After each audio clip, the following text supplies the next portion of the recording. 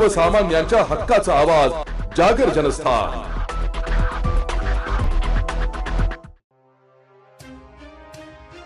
महाविकास आघाडीचे देवळाली मतदारसंघातील अधिकृत उमेदवार योगेश बबनराव घोलप यांची आज देवळाली कॅम्प नवीन बस स्थानक येथून मोटरसायकल रॅलीला प्रारंभ झाला।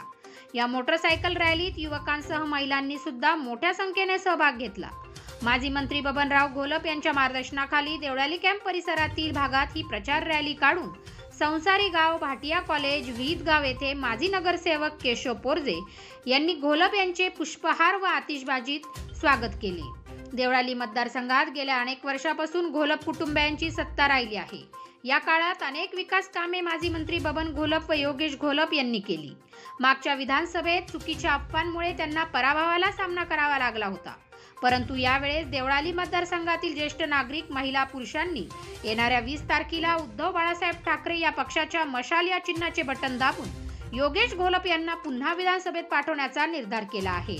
योगेश घोलप यांचे चिन्ह मशाल असून अनुक्रमांक 4 आहे।